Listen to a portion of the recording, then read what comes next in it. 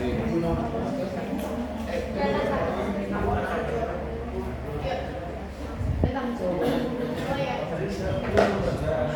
teman-teman, mau dimulai presentasinya.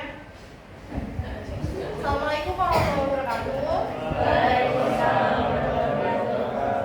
Selamat pagi Bu Win, selamat pagi teman-teman semua. Kami dari kelompok 2 akan mempresentasikan hasil diskusi kami mengenai perlindungan hukum bagi anak yang melakukan tindak pidana penyalahgunaan narkotika.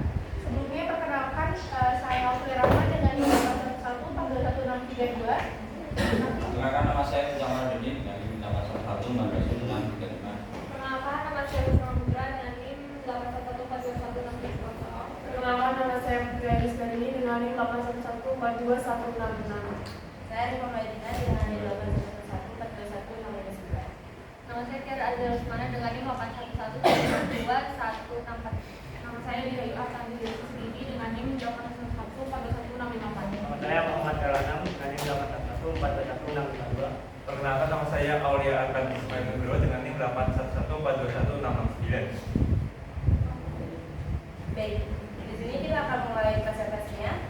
Penyalahgunaan narkotika di kalangan anak menjadi isu yang semakin mendesak untuk diperhatikan.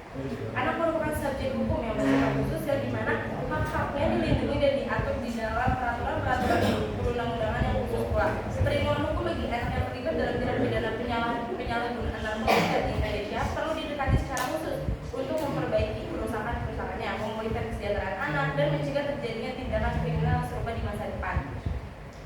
Segala upaya kolaboratif dari pemerintah, lembaga perlindungan anak, lembaga swadaya masyarakat, masyarakat umum hingga lembaga internasional diperlukan untuk menjamin perlindungan yang efektif bagi anak-anak dalam situasi ini.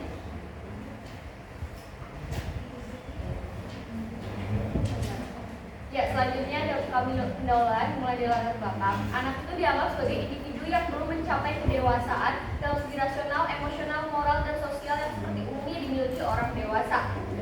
Dan tindakan-tindakan yang melanggar hukum yang dilakukan oleh anak seringkali dipicu oleh sejumlah faktor kompleks. Salah satu dampak negatif yang timbul akibat laju perkembangan yang cepat, arus globalisasi dalam bidang komunikasi dan informasi, serta kemajuan ilmu pengetahuan teknologi. Selain itu, perubahan dalam gaya hidup dan pola pengasuhan yang diterapkan oleh sebagian orang tua juga memainkan peran penting, yang mana semua ini telah menghasilkan perubahan sosial yang fundamental dalam struktur masyarakat yang pada akhirnya berpengaruh signifikan terhadap nilai-nilai dan perilaku anak-anak.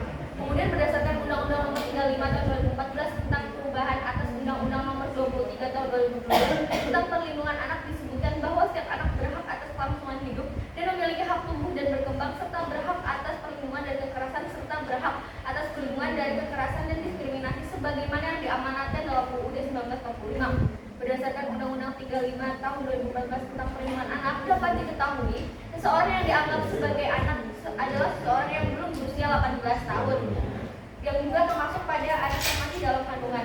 Berdasarkan pasal 1 angka 2 Undang-Undang Nomor 35 Tahun 2014 tersebut, perlindungan anak segala kegiatan untuk menjamin untuk melindungi dan hak-hak agar dapat hidup dan berkembang dan berpartisipasi secara optimal sesuai dengan harkat martabat kemanusiaan serta mendapatkan perlindungan dari kekerasan diskriminasi, yang mana pelaksanaan sistem peradilan pidana anak harus mengutamakan penghormatan terhadap harkat dan martabat anak-anak walaupun anak tersebut terlibat dalam proses peradilan. Anak memiliki hak atas perlindungan khusus termasuk perlindungan hukum yang dalam proses peradilannya yang mereka jalani, namun pada prakteknya seringkali terdapat ketidakselarasan antara norma hukum yang diatur perundang-undangan (desolen) dengan situasi konkret yang terjadi atau dasar. Konsep desolen merujuk pada apa yang seharusnya menjadi praktek hukum yang tercermin dalam norma dan teori hukum (law in books), sementara dasar mengacu pada realitas praktek hukum yang berkembang dalam masyarakat law in. Metode penelitian yang kami gunakan dalam penulisan ini yaitu analisis hukum normatif, yang mana memiliki arti sebagai metode penelitian hukum yang berfokus pada norma hukum yang tertulis seperti undang-undang, peraturan perundang-undangan, dan jurisprudensi. Metode penelitian analisis hukum normatif juga merupakan pendekatan yang digunakan untuk memeriksa, mengevaluasi, dan menginterpretasi dokumen hukum yang berkaitan dengan suatu isu atau suatu isu hukum tertentu. Oke, selanjutnya mengenai dari regulasi perlindungan anak sendiri yang melakukan penyalahgunaan narkotika itu sudah ada diatur sendiri di Undang-Undang Nomor 35 Tahun 2014 terkait dengan perlindungan anak, dan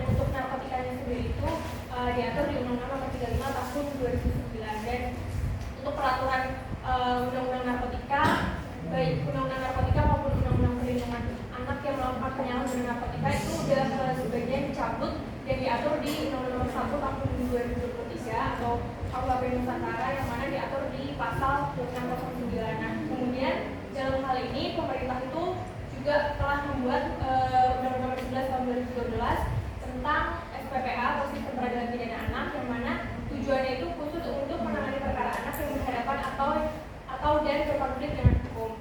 Maka dalam undang-undang ini tuh memprioritaskan mengenai keadilan restoratif yang berupa adanya kewajiban mengupayakan pengalihan proses pada sistem penyelesaian perkara anak. Nah, untuk Undang-Undang Nomor 35 Tahun 2014 tentang perlindungan anak sendiri itu mengatur mengenai perlindungan khusus bagi anak yang menjadi korban penyalahgunaan narkotika, alkohol, psikotropika, dan zat aktif lainnya atau yang biasa dikenal dengan nafsa, dan dengan cara melalui pembinaan dalam segala kegiatan yang berhubungan dengan narkotika yang dilakukan oleh pemerintah dan lembaga negara lainnya, dengan upaya mencegah adanya keterlibatan anak di bawah umur dalam melakukan penyalahgunaan dan peredaran narkotika.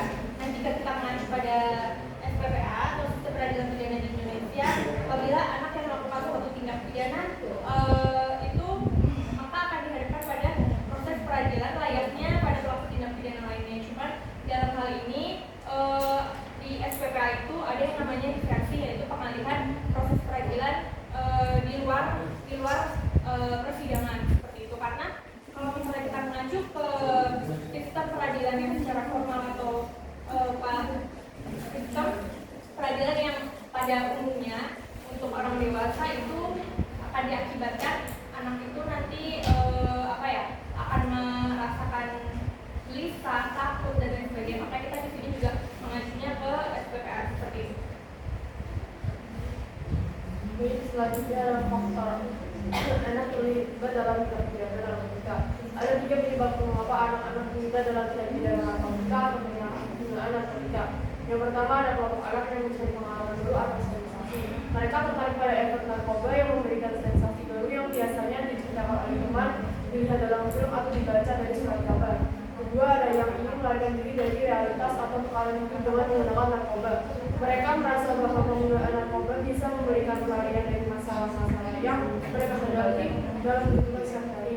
Yang ketiga, ada ingin mengubah kepribadian mereka karena merasa kurang percaya diri atau tidak nyaman dengan diri mereka sendiri. Dan mereka menggunakan narkoba sebagai cara untuk meningkatkan kepercayaan diri atau mengatasi rasa malu atau ketidaknyamanan sosial. Lalu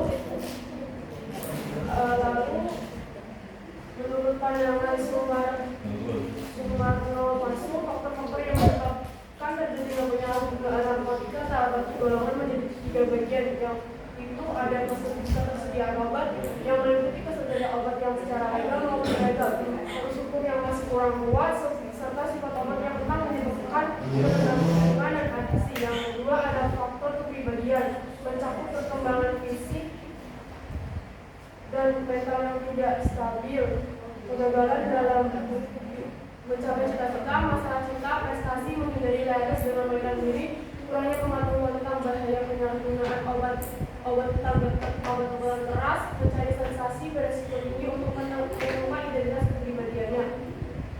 Lalu ada faktor lingkungan, termasuk kondisi rumah tangga yang bermasalah dan tidak teratur, kekasuhan dalam masyarakat, kurangnya tanggung jawab dan bimbingan dari orang tua.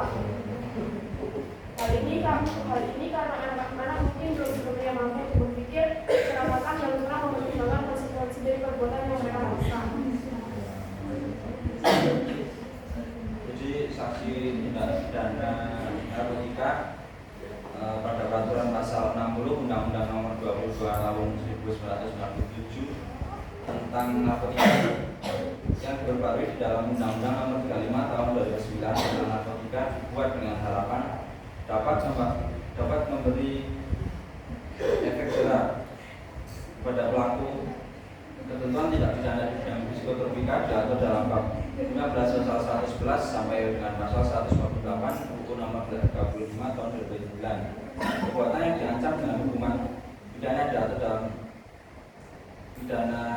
diatur dalam pasal 111 sampai dengan pasal 147 dan seluruhnya merupakan delik kejahatan setiap orang yang tanpa atau melakukan memproduksi, mengimpor, mengekspor atau menyalurkan narkotika golongan 1 dipidana dengan pidana penjara paling singkat 5 tahun dan paling lama 12 tahun, dan pidana denda paling sedikit 1 miliar rupiah dan paling banyak 10 miliar rupiah apabila bentuk tanaman tersebut beratnya melebihi 1 kilogram atau melebihi 5 gram.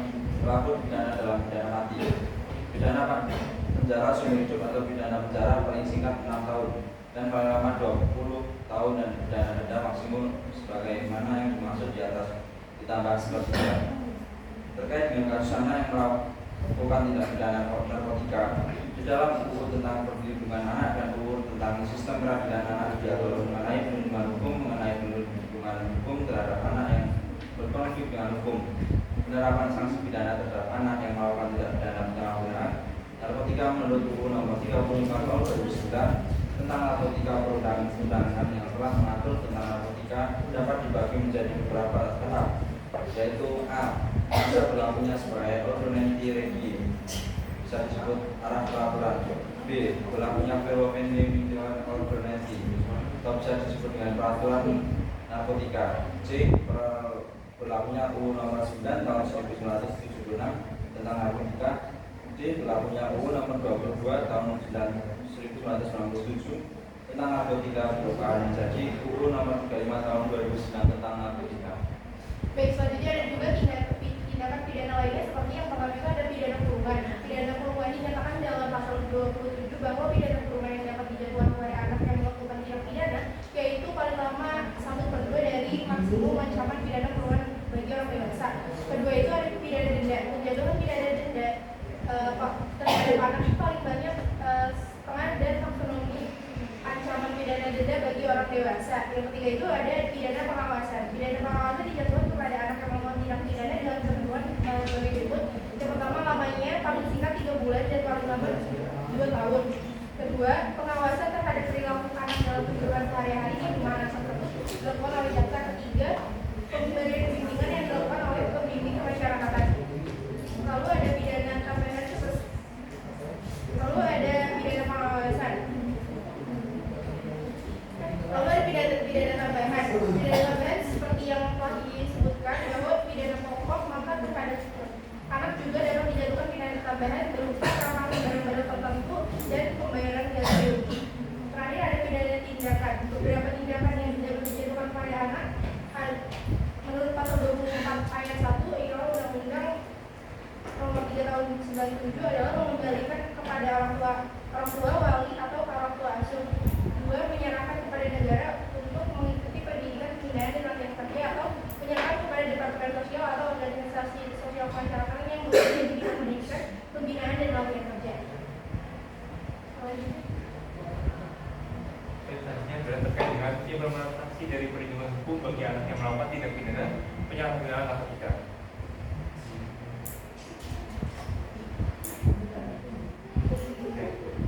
Kalau dalam kasus yang melibatkan anak itu sebagai pelaku dari penyalahgunaan narkoba, dan ada beberapa upaya untuk perlindungan hukum yang mungkin bisa diberikan kepada anak. Di antaranya itu ada untuk dari masalah dari alur penyidikan sendiri itu diberikan penyidik yang memang berkompeten dalam melakukan kompetensinya dalam perkara anak. Sudah diatur untuk bagaimana dalam SPPA penyidik ini harus seperti apa untuk menanggulangi atau bagaimana mencari alat bukti terkait dengan penyalahgunaan narkotika yang dilakukan oleh anak. Kemudian pada saat pemeriksaan ini, pemeriksaan dalam persidangan anak ini sendiri dalam SPPA itu anak yang berkonflik dengan kasus ini harus dibimbing dan didampingi oleh pembimbing kemasyarakatan, penasihat hukum dan juga orang tuanya, sehingga terjamin juga kepastian hukum dan rasa aman untuk anak ini selama proses persidangan. Kemudian selama proses persidangan pun juga sebenarnya anak itu tidak boleh diekspos untuk identitasnya.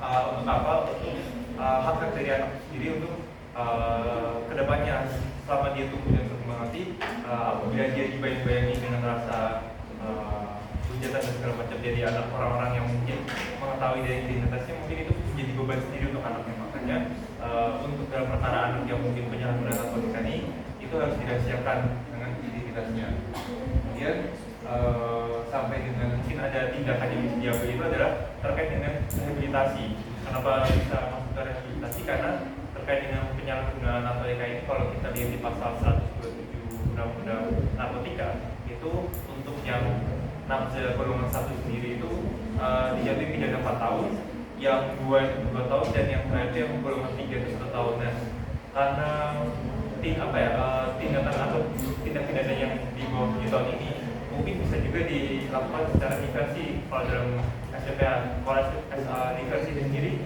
merupakan jalan yang menggunakan jalan yang mungkin mendapatkan terkait dengan bagaimana para pihak ini berdamai gitu. Nah, dan cara untuk yang paling baik untuk anak, makanya mungkin bisa dikenakan terkait dengan rehabilitasi, kembali ke orang tuanya untuk anak ini bisa tidak kembali melakukan tindak pidananya dan mungkin tidak menyalahgunakan narkoba seperti itu. Kelas 11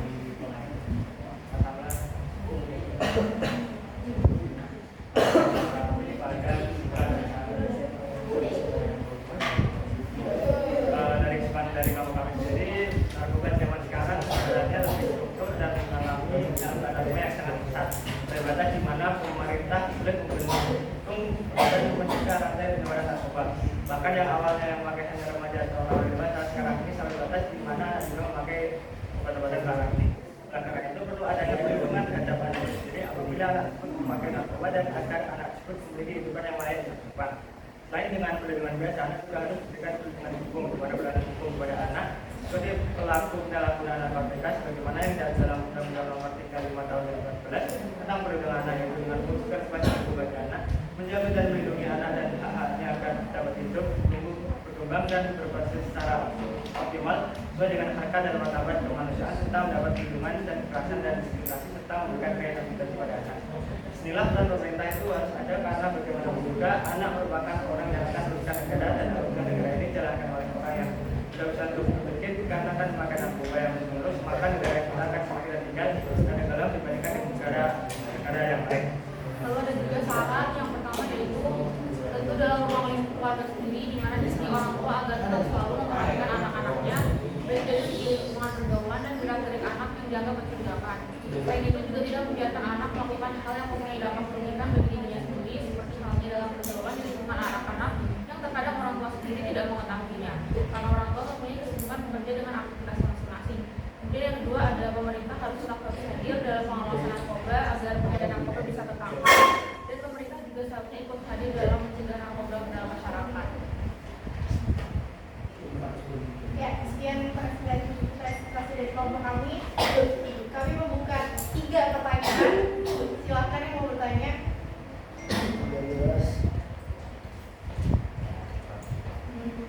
Ini ya. Satu keluarga. Ya kita. Terima kasih sebenarnya. Aku mau nanya, kan BPPK tadi kan ada rehabilitasi itu sebagai salah satu cara untuk menanggulangi masalah ini kan, penyalahgunaan narkotika oleh anak. Nah, tapi kalau balik lagi ke realitanya nih sekarang, menurut kalian tuh rehabilitasi itu cukup ya untuk kayak menanggulangi itu, kayak apakah jaminannya gitu depannya dia nggak akan ngelakuin hal yang sama lagi? Oke. Kita lanjut dulu ya pertanyaannya. Selanjutnya yang mau tanya Tani. Pertama saya akan diadakan dengan nomor 1142163. Saya bertanya terkait apakah ada kendala diversi bagi anak berkonflik dengan hukum dalam perkara mental health. Ada lagi? Ya boleh. Terima kasih atas kesempatannya. Aku mau nanya apakah tindak pidana narkotika pada anak itu akan selalu modifikasi atau ada kriteria dilakukan pemeriksaan atau tindakan? Kita diskusi dulu ya teman-teman.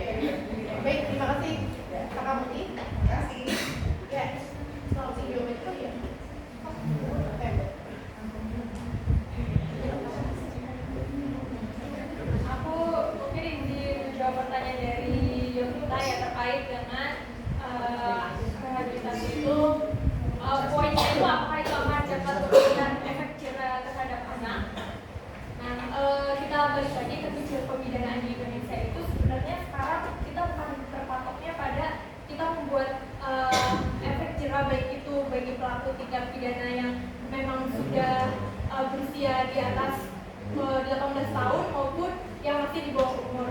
Jadi kita lihat lagi dari tujuan pembinaan di Indonesia itu kita lebih melakukan apa ya, pembimbingan gimana caranya si pelaku ini agar dia tuh tidak melakukan suatu tindak pidana lagi dan dia itu bisa berguna bagi masyarakat dan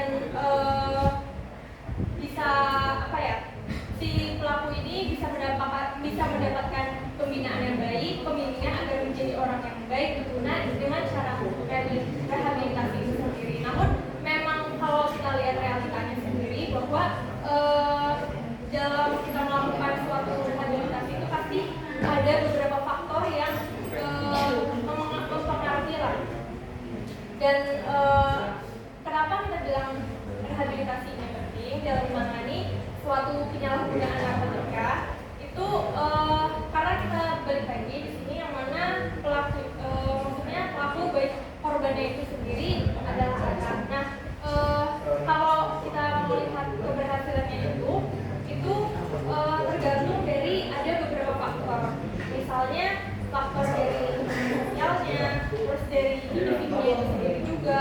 Habis itu biasanya hal-hal apa yang bisa memotivasi anaknya itu sendiri. Nah penting juga dilakukan pendekatan yang holistik atau komprehensif dengan melibatkan dukungan psikologis dari anak itu sendiri, terus medis dan sosial untuk mereka perubahan khusus dari rehabilitasi.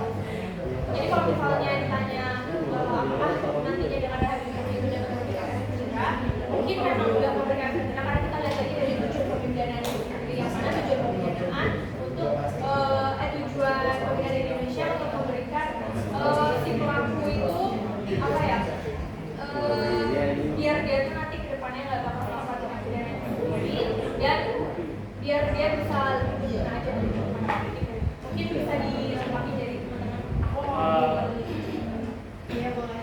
Maksudnya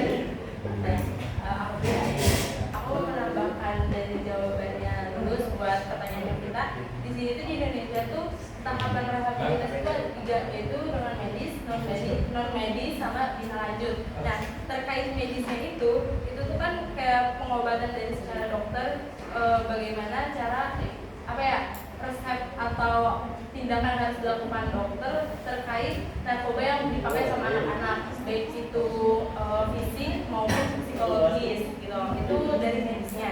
Nah terkait non medisnya itu si anak-anak itu di rehabilitasinya bisa mengikuti acara pemulihan terpadu, mulai dari konseling kayak acara kelompok itu, terapi kelompok konseling, hingga pembinaan spiritual atau keagamaan.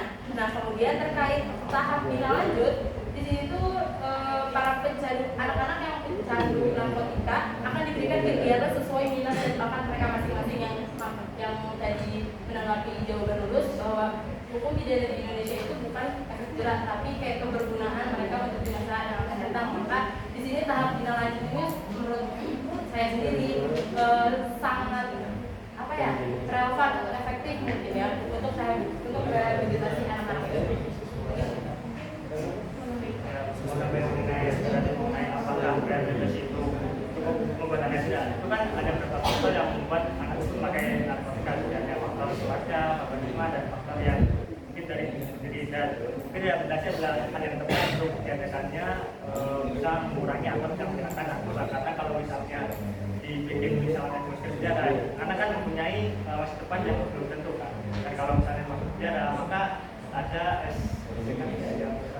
SKT yang dimana itu di masa depan tentu ditanyakan juga, dan apabila nantinya sudah ada tahanan dan lain sebagainya, itu kan tentu masa depan anak sendiri ditanyakan, dan mungkin dia akan mengalami hal yang lebih berat. Mungkin rehabilitasi adalah jalan yang penting untuk anak.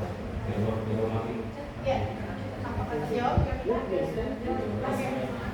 selanjutnya aku mau jawab pertanyaan dari Rani mengenai versi bagian yang berkonflik dengan hukum dalam perkara narkotika. Kendala dalam melaksanakan versi bagian yang berkonflik dengan hukum dalam perkara narkotika di Indonesia itu disebabkan oleh beberapa faktor. Di antaranya pertama itu adanya perbedaan persepsi antara penegak hukum mengenai aturan dalam pasal 7 UU SPPK dan pasal 3 Permen Nomor 4 Tahun 2014 tentang hubungan pelaksanaan diversi dalam mempertahankan anak. Kedua itu ada kurangnya pemahaman pentingnya diversi bagi anak yang berkonflik dengan hukum dari keluarga pelaku. Yaitu tidak ada upaya lain untuk mengatasi hambatan dalam pelaksanaan diversi, termasuk tidak adanya koordinasi antara penuntut umum dengan pembimbing kemasyarakatan. Keempat itu terbatasnya sarana dan prasarana yang memadai dalam proses diversi. Lalu yang kelima adanya koordinasi antara penuntut umum dengan pembimbing kemasyarakatan yang kurang efektif. Selanjutnya, aku menambahi dalam beberapa kasus seperti yang terjadi dalam penelitian dan pengadilan integritas, hanya ada 2 kasus yang berakhir dengan diversi. Sedangkan 17 perkara anak yang dapat melakukan diversi dilakukan. Hal ini menunjukkan bahwa masih banyak hambatan yang dihadapi dalam pelaksanaan diversi bagi anak yang berkonflik dengan hukum.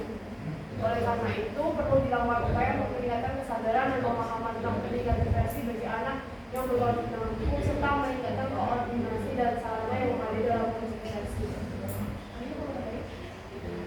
Oh udah. Oke. Ya mungkin aku juga mau jawab terkait dengan pertanyaan Kiki yang pertanyaan terkait dengan diversi ini sebenarnya wajib nggak sih kayak gitu ya sebenarnya untuk penyalahgunaan narkoba dari anak itu sendiri. Nah kalau kita lihat dari undang-undang SPP sendiri itu diversi ini wajib teman-teman. Diversi ini wajib bahkan dari proses mulai dari penuntutan masuk tingkat persidangan tingkat pertama, banding kasasi pun juga masih ada diversi. Selama terkait dengan tindak pidana ini itu dilakukan untuk anak-anak yang di tindak pidana di bawah 7 tahun dan juga memerlukan residiv. Jadi selama penyalahgunaannya dari narkoba ini bukan yang termasuk dalam tindak pidana yang dituntut di atas 7 tahun, dia masih bisa melakukan diversi. Bahkan nanti kalau misalnya diversi dalam tuntutan gagal, dalam persidangan itu tetap diwajibkan untuk diversi lagi untuk untuk mencapai tadi yang keadilan restoratif itu. Biar untuk hak dari anak ini sesuai dengan filosofis dari undang-undang SMEA kayak gitu. Baik, kemudian mungkin aku mau nambahin dari pernyataan tanggapan dari Arka terkait dengan bahwa tindak pidana nggak hanya tindak pidana narkotika tapi tindak pidana apapun yang dilakukan pelakunya itu ada oleh anak itu kalau kita mengacu di undang-undang SPPA pasal 1 ayat 7 itu memang terkait diversi itu wajib diberikan kepada anak bagi yang melakukan suatu tindak pidana, entah itu tindak pidana narkotika, pembunuhan dan lain sebagainya. Nah, tadi udah dijelasin juga sama Arka terkait dengan per kategori, per golongan 1, golongan 2, golongan 3. Kalau golongan 1 kalau nggak salah tadi 4 tahun ya, bukan 4 tahun, terus ada yang 3 tahun, 1 tahun, di mana diversi itu dia diberikan bagi pelaku tindak pidana yang di bawah 7 tahun. Namun kalau misalnya hukumannya itu di bawah 7 tahun, itu tetap masih bisa diupayakan diversi, cuman balik lagi dimana kita menyesuaikan dengan aturan di dalam undang-undang SPPA itu diversi itu diberikan bagi pelaku tindak pidana yang hukumannya itu di bawah 7 tahun, yang mana dalam suatu tindak pidana narkotika ini tadi udah dijelaskan kemarin yaitu atau 3 tahun dan 1 tahun hukumannya, maka itu akan tetap diupayakan diversi terlebih dahulu seperti itu. Mungkin ada yang menambahkan? Aku mau nambahin boleh. Jadi tadi lulusan sempat nyebutin tentang tindak pidana yang di atas 7 tahun. Itu kan berarti semua nyebutin beberapa pasal yang ada di undang-undang narkotika kayak pasal 112, pasal 13, atau pasal itu yang dikenakan pada anak itu yang melakukan tindak pidana mencapai maksimum 20 tahun. Nah itu tidak dapat diupayakan diversi terhadap terdakwa. Aku mau jawab. Oke, aku langsung mau ke punya Putih. Itu kan tadi peradilan pidana yang berfokus pada pemenjaraan efektif, yang mana itu tidak secara langsung dapat membantu merehabilitas anak yang melakukan penyalahan penggunaan narkotika. Dalam beberapa kasus pendekatan yang lebih efektif dalam merehabilitas anak yang melakukan penyalahgunaan narkotika adalah dengan menggunakan pendekatan keadilan restoratif atau restoratif justice yang berfokus pada upaya pemulihan dan rekonsiliasi, yang mana pendekatan keadilan restoratif justice dalam bidang perkara pidana berfokus pada pemidanaan yang diubah menjadi proses dialog dan mediasi yang melibatkan pelaku, korban, keluarga pelaku atau korban, terus dan pihak lain yang terkait. Dengan demikian, pendekatan ini dapat membantu anak yang melakukan penyalahgunaan narkotika untuk berubah dan tidak kembali melakukan penyalahgunaan, serta membantu mereka untuk kembali ke dalam komunitas dengan cara yang lebih baik, yang mana kita kembali pada proses pemidanaan itu sendiri, guna pemidanaan. Nah, itu dinamakan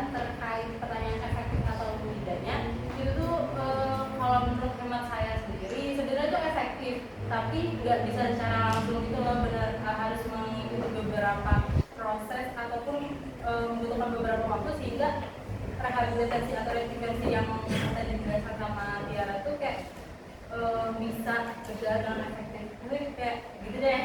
Wah, tapi kan ngerti. Kita mau nambahin nggak? Nanti. Oh.